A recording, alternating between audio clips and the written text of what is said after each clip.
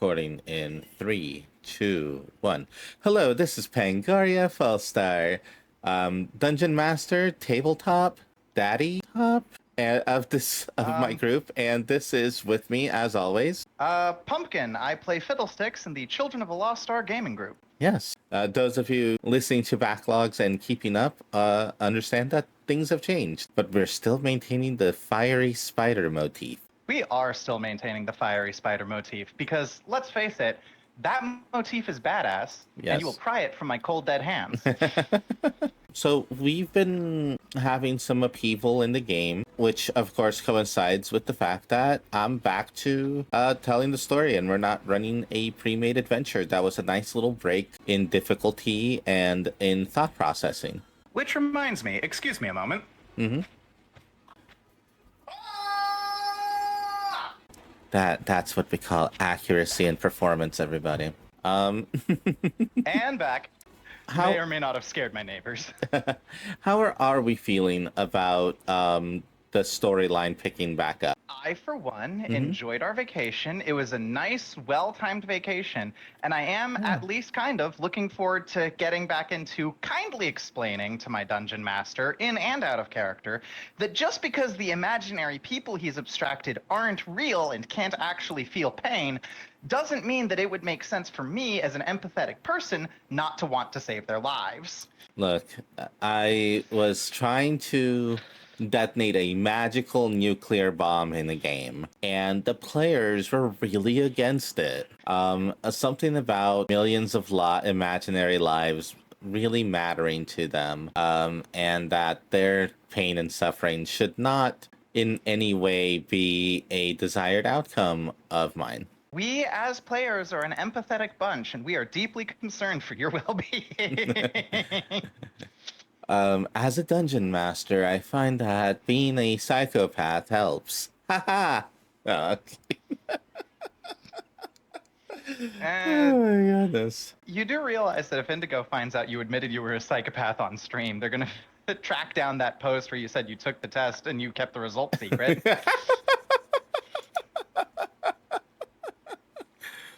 No one must know. But I did get back into form. Posted a bunch of news articles, and it was a lot of fun writing the articles. I've been coming up with better ways of doing the news articles for you guys. How did the articles read? Did they read well? They, let's see, there was the Oko Palace Gazette, there was the Yplarera Gazette, and they both definitely, I was really confused by the Oko Palace Gazette at first, because it seemed kind of out of character for the Empress, and I didn't immediately click that, oh, this is a propaganda piece. Ah, wonderful, wonderful. Yeah, it should completely read like a propaganda piece. Okay. Yeah, so it absolutely does read that way. Okay. And, like, I feel like the fakeness of the artificial intelligence kind of contributes to an unsettling vibe as you're reading the thing. So, about how I've been writing it. I find real online articles about a topic. I use it as a guideline to write, and then I ask the AI to change the tense or change the style. So, most of the writing is my own. Yeah. I've gone through like filters. But I do use the AI to help like make sure all my tenses are in the same position, like, present tense or past tense and things like that. And I do use it to kind of fill in like a little bit on style so that it sounds different. I experimented with different like ways of saying things like for the propaganda piece, I asked to have it sound like an old newspaper, whereas the Yplarera Gazette, I asked for it to be more of a modern day newspaper. Right. The problem I had with the Yplarera Gazette was very much that it outright states, oh yeah, this is a bard who made a fairy pact. Fiddlesticks was not about that. Yeah, This like, I think Fiddlesticks reads that newspaper and then responds, well, if they're just going to out me like that, I'm going to own up to the sword in advance, tell people what it is and what I'm using it for. And if I get arrested, I'll figure out what to do with that. The idea there too is that it's not a Fey pact; it's a fairy pact, and so there's a few other things as well with that. And it doesn't say which hags either. Oh. So there's like, and then to go, oh, are these hags giving out these swords to do this to people? But it's gonna be more like, oh, is that the famous pact sword that you got from the hags, and have that be the thing. So it is an additional complication that if it came up, I was gonna do, which you just before we started recording rolled, allowing me to add a complication. So it's gonna be 2 years in of the complication. So that's gonna be fun. I'm sure this will turn out just fine. But then, of course, after the Goko Palace Tribune, I did one more news article several years later, written by our newspaper friend Morrison. Morrison is great. which is two names, Morrison. Yes, and adding that extra little pause is apparently really hard. I don't know what it is. But like, you have to focus to do it. Yeah. English is hard, people. All right. I'm assuming that name somehow counts as English. Anyways, yeah. I'm gonna go away from this tangent onto a completely different tangent that I started, as in got one syllable into, and then we went on the other tangent. Yeah. Morrison was from the modern day campaign at first. Mm-hmm. We may or may not have talked about this before. And I remember seeing a picture and thinking, between this and the fact that he's advocating for people getting more diseases, I might need to be slightly concerned about what this guy is doing. Oh, that right. Doesn't seem right. Oh, right. So in the modern campaign, he had done an article for the Center of Disease Contraction, where he was telling people to like lick doorknobs. Yep. Oh my goodness. A simpler was in the time. height of COVID, so real life wrote the plot. Yeah, a simpler time, honestly. That's debatable. But the Morrison article that we have here echoes the article from quote unquote 2 years ago, but very, very clearly establishes that there's a sinister undertone to the whole thing. So I'm wondering at this point if you wrote that article because people didn't talk enough about the propaganda article. Well, no, I didn't. And you were like, I didn't give you guys a lot of time with the propaganda article. No. This was, I had both articles back to back, written before I even posted the first one. It was part of the narrative that the first article was written before the destruction of the artifact, and the second article is written after. I'm going to retroactively add a "this is what my character would do." And what I'm saying is, if Fiddlesticks had understood the consequences of what the group's main goal was, he probably would not have spent all of his time hunting for preference, because he would have been like, oh, that's a very serious problem that needs to be dealt with. Well, it's also, he's new, so I really feel like he would be hunting for preference during the downtime. He hasn't interacted with he's new. He hasn't interacted with the whole thing at all, except for briefly seeing the very dangerous curse thing that'll kill him if he touches it. Yeah. So like, as far as he knows, it's like, oh, they're on a hunt for these weird things because it's bad. Fair enough. This doesn't seem like a priority though, because nobody's going after it. So I'm gonna step out for a couple years. Exactly. You guys were given 6 years all the way back in the day. You guys. He hears, oh, we have 2 more years before we can do anything about it. And he goes, oh, okay, I have time. And it doesn't really click. And then the fact that because you guys were not present at the destruction of the new cursed artifact, you won't know that it happened. And it's sort of like Yeah. after 2 years of just naturally doing things, enough clues have filtered in that you guys start going, something happened. And then finally, Lady Biko says, guys, something happened. What did you do? Are we gonna have to talk about Kali in the near future as well? So there's no It's only been like 2 years. Well, 6. It's been 6 years. but Which, Grant also in the last 2 years, Grant went over to start hanging out with Kali, and Indigo visited both of them. oh, And that's neat. Indigo got a really high roll on that visit, so everything there should be Ooh, fine. well, there's that at least. Yeah. I think Kali did want to kind of try and keep tabs on things just to make sure it. Yeah.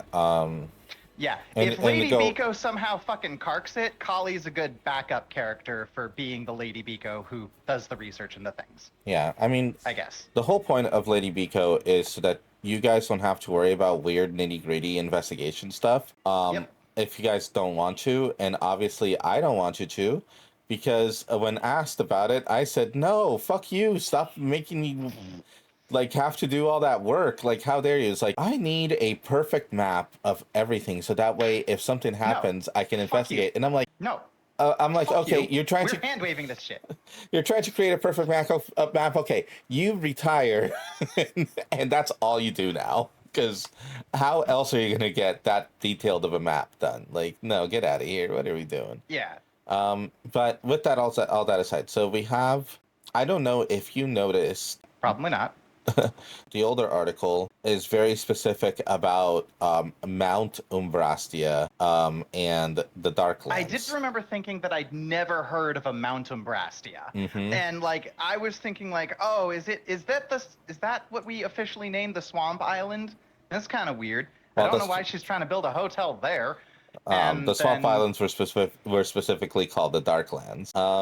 The new one, Okay. still has Mount Umbrastia, does not mention the Darklands at all. So she was going to put it in the Darklands.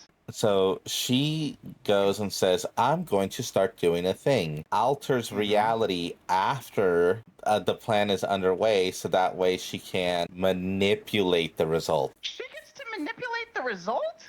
Mm-hmm. We roll dice. Yeah? How do we do that? You guys do that. You choose where to open it. You choose different things. But she also did it at the same time that she broke reality, which now is the reality that you guys have always known. We're gonna have to talk to Drazdemir about being a good enough wizard to fix this mess. So there's little levels on that. So I'm really excited for that, to be 100% honest with you. The original plan was going to be to have it happen at Iplorera, so that way it was going to be a whole, like, you're in it as well. And then you guys were like, no, we don't want to know when it happens. And I said, sure. Oh god, did she kill millions of people? No, she didn't. No, She didn't. wanted to eat them. She So she put it somewhere else so that her food stock was safe. Yeah, but there's a chance that she managed to erase her war crimes. But we had an entire propaganda piece about the fucking war crimes. Yeah, I know. We put so much work into putting her on the back foot, and then we went to school for 4 years and did nothing with it. Right. Fuck. Shit. And I had a lot of fun because I went to several different people's DMs, and I did little messages for them, like little homeworks. And I'm gonna see if different people do different things. Did you give me homework and I just didn't notice? No. You don't need help like that. Can't see it, but I'm imitating Markiplier's confused face. Oh. You already do some other things like this podcast with me and things like that you don't need extra homework for your character who you're still struggling to catch up leveling up. I also wanted to give everybody at least a week to be able to plan out their rank up stuff, so it's very important. I'm going to be in Tennessee for all of it. So, yeah. I'm probably going to have to. Oh God, I'm gonna have to grab like the backpack and figure out how to put. Well, 2 days of clothes, but 2 weeks of clothes and Do, my do you, D&D crate in there. do I'm your not even gonna get to bring my Switch, am I? No, don't bring the D&D crate. Take your Switch, relax for the week. You'll be fine. It. You all you have to do is think of one of one spell from the feat. That's all you need. Here, we'll do it right now. We'll do it right now. We're gonna do it live. We're gonna do it Oh live. no. What's your Wait, what background? feat? Oh right. Background is. I think it's the one that gives Mind Sliver. I know that much. So I Okay, think that's Merchant. Mind Sliver. It is mind. Yeah, that is It was merchant. your. It is merchant. Yeah. Okay. I was like, Yeah. what are You you made it trying to? yourself, so What are you trying to do? Make me remember the things that I did myself? it. I mean, I'm not trying to make you. Let's I see. So just let's see. it. Merchant. Well, now I feel bad. Let's see. Merchant rank 5. So you get a once per day second level spell. Your choice of Skywrite, Mind Whip, or Mischief. It. And I. I I already have Frank Tiamat's Mind Whip, no relation. oh, wonderful. Uh huh. So I think I'm gonna take Mischief. Oh, that is wonderful because, and again, I really want you to understand that I find it hilarious because you're a dark, edgy character in both what your character motivations are, what your daily goals are for the character, and things like that. Yep. And you're getting the spell that sprays people in the face with water from flowers. Somebody better call Pagliacci, because we have a real sad clown around here. Of course, this is Nastairs Mischief, so you'll have to like change the Forest attributes. Mischief. Forest We've Mischief. had this conversation before. Okay, good. I Good. remembered enough of the details. Yeah. Awesome. All right. No, I The just wanted to make in-universe sure. the spell is called Forest Mischief. Yeah, I know because I was going to take it, and Oh yeah, then Forest you of told Illusion. me It's that the Forest of Illusions Mischief. So Forest Mischief. That's right. correct. It would have already been on my spell list, but it's in Fizzbands, and that is a limited book. It is. So I had to redo my spell list. Yeah, one of the things that I like about how I run my campaign is the background system that I implemented with the ranks. Yeah, it definitely adds a layer of complexity, but it also lets people do more stuff with the stuff they get. Yeah. And you get higher tier characters out of it, pretty much. Yeah. Which I like having a character who can meat shot people. It's fun. Yeah. I really need to just bite the bullet and find a mindless damage build and do that at some point. Yeah. I mean, Instead of trying to build a damage setup that requires a bunch of different things and is grafted onto a character that cannot be the damage character, because that ends up with me getting big numbers, but only sometimes, and then I have to look over it. Fucking Marius. I'm Yeah. sorry, fucking Bucket. right. We Who just kinda traded sits one there for and the other. Sneezes. So that player's And both character. characters just sneeze things to death. Yeah, I mean that player is very much like he really understands the assignment when it comes to I'm gonna make somebody who deals damage. And I remember when I was the person who understood the assignment. That was back in high school. Oh, I guess right, technically before- saying before I met remember you. back then. Yes. before I guess met technically you. saying. I guess technically saying that I remember that is inaccurate because like that was years ago and my memory is shit. Yeah. But like I was good at high school. Why is being good at high school not a communicable skill? Oh my gosh. Well, you would think it would be because according to the song "High School Never Ends," as it turns out, you just end up with the same skills but in a bigger pond. So yeah, I either need to make a character who deals a lot of damage, or I need to make a character who can get punched repeatedly and then go, that's cute. And I don't think this character manages to be either of those. Well, Because once again, I've made a full caster. that's kind of like the rub of the whole thing is that like once you're a full caster, you're a full caster. Why are you doing the other stuff? Like do your full casty stuff. That's what you are, a full caster. But this subclass is shiny and it lets me stab me. Right. That's and that's where like being a full caster is really annoying. So Yeah. with all that aside though, so we have your character kind of like going through. You did a roll. You rolled where you set up the story events. I'm gonna finish it off. Yep. This is actually something from when I was studying the social events kind of stuff, and I was trying to come up with things there. There's this game called Kids on Bikes, which they did Kids on Brooms, which D20 ran with Abria Iyengar as the DM for that one, where we have Kel, played by Brendan Lee Mulligan. Abria Iyengar is like, I have a favorite DM, and then I have my other favorite DM in terms of real plays, not in terms of I want this person to dungeon master me. I have one DM right now. Technically, Yeah. I have two. I play with both of them. Brennan, Abria, love you both. Stay in your lanes.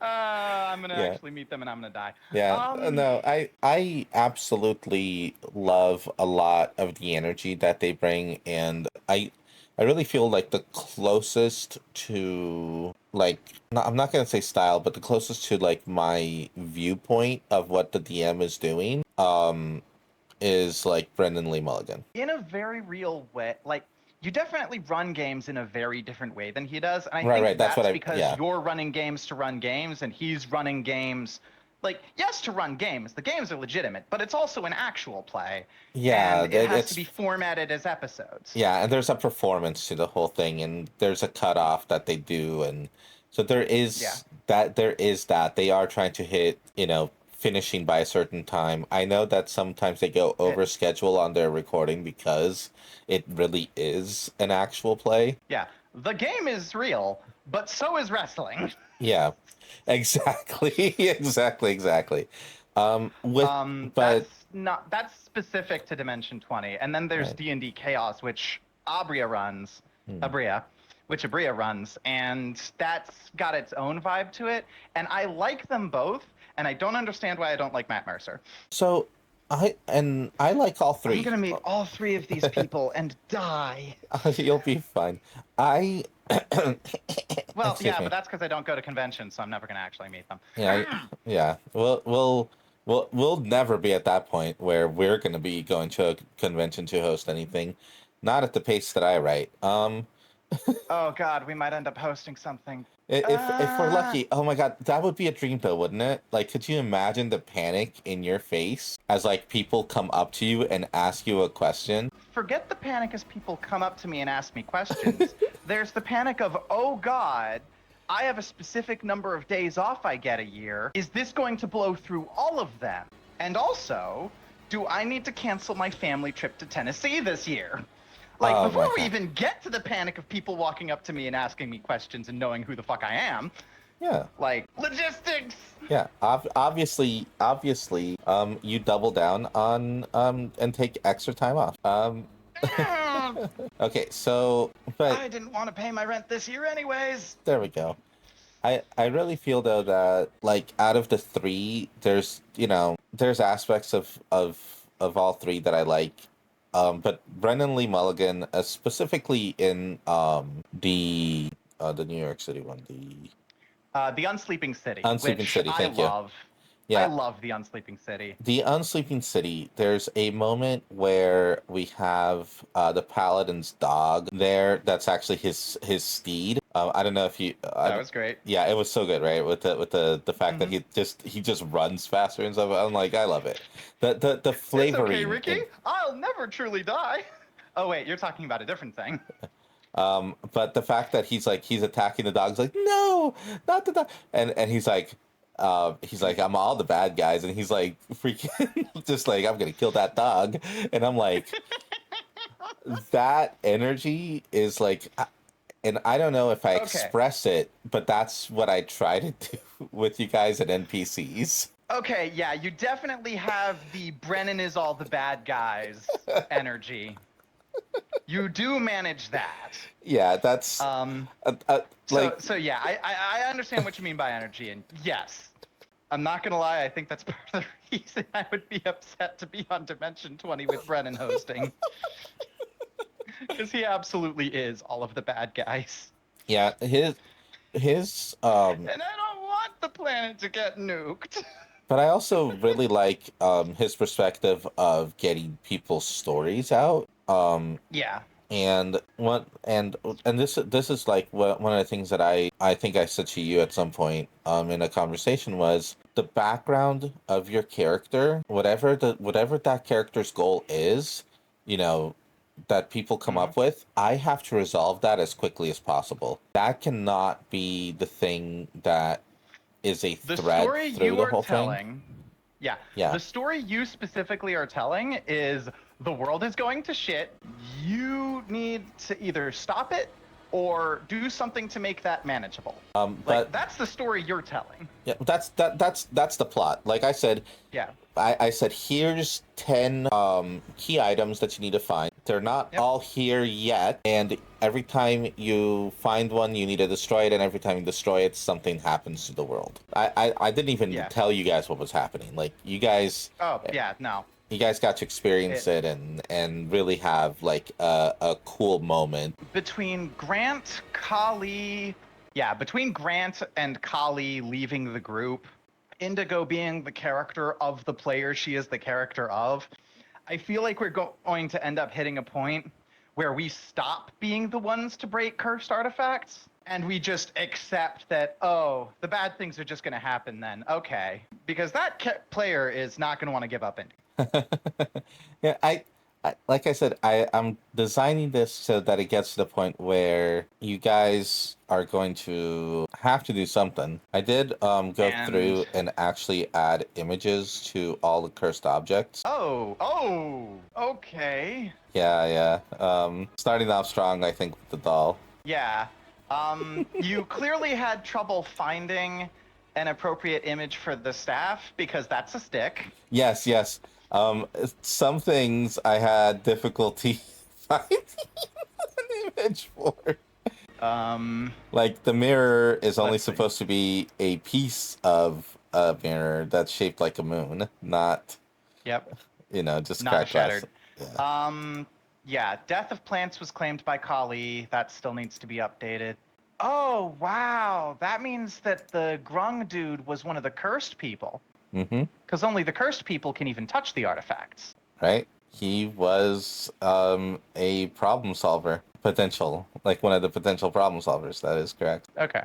Because I mean, don't forget the whole caveat of the curse is that people who are cursed naturally, even though they are cursed and don't do well in real life because of the curse, are naturally drawn to being problem solvers because of it. we have games of Dungeons and Dragons where it's like, oh, hey, we're a bunch of mercenary borderline serial killers. Yeah. We're trying to stop an eldritch abomination from incurring on this reality. Mm-hmm. We should probably all get therapy. And then it's, haha, fart joke. Which is really all that the creative process is a series of fart jokes. And sometimes you create things that are anti-capitalist and pro-communism, like Brendan Lee Mulligan.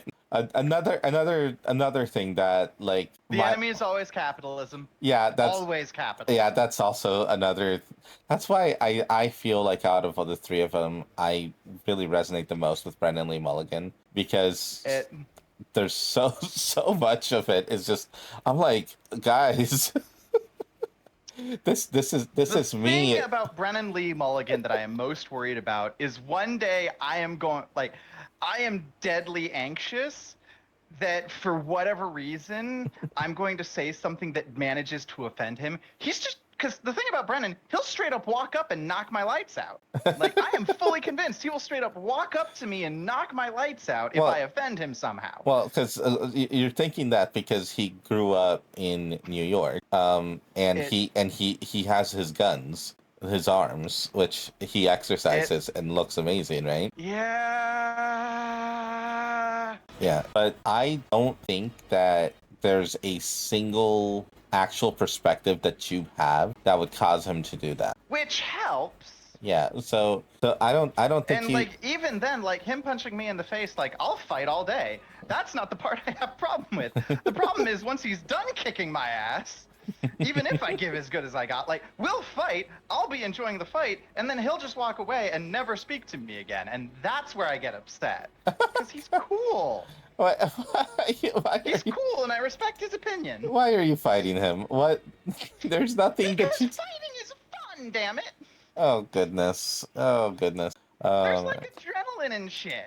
I say, having never been in a dangerous fight in my life ever. Yeah, I am not a fan of fighting, and I have been like jumped by 3 people in some bushes. Like I'm not a fan Oh, of well, fighting. yeah, of course you're going to be sour to the experience. Yeah. Mind you, I did not get beat up in that situation. I still did not enjoy it. Look, a good fight is like good sex. There has to be open communication. Everyone has to be on board with it. And if someone crosses a line, it ruins the whole experience. You know, Like, and it's like you just got to find someone who will fight you in a way that you're comfortable with. yeah.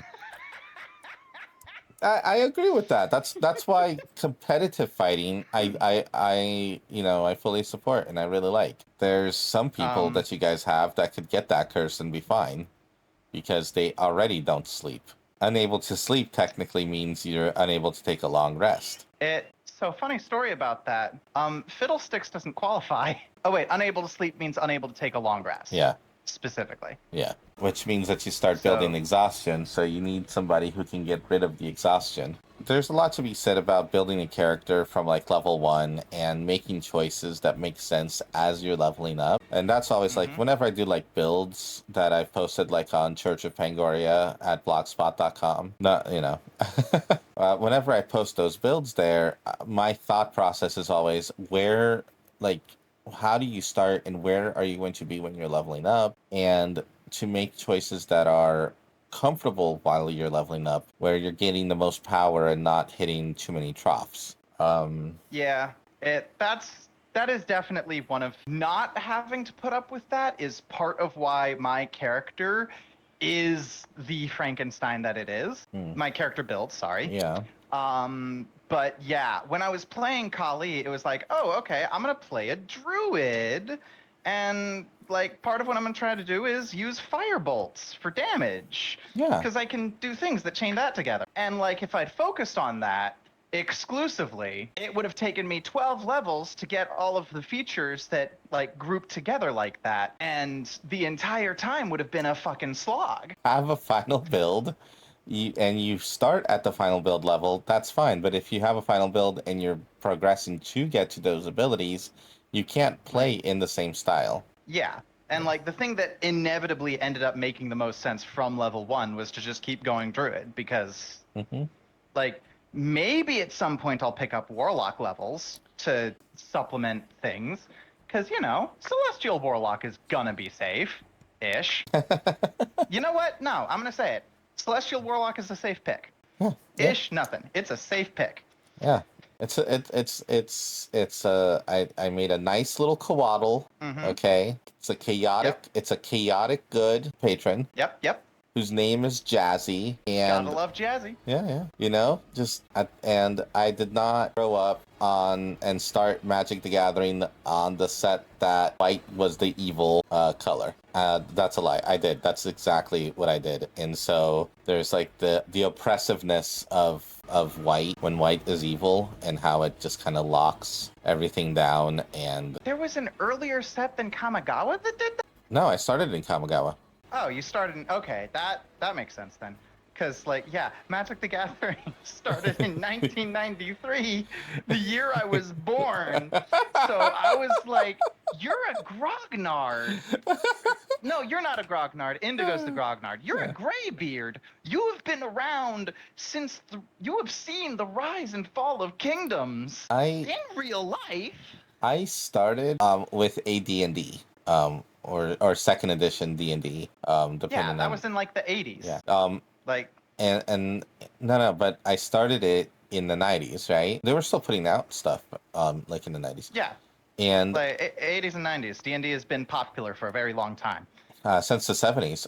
And then, but I got I got the books, and I was accidentally also getting first edition books. And so what me and my friends were playing were actually first edition and second edition mixed into a weird pie.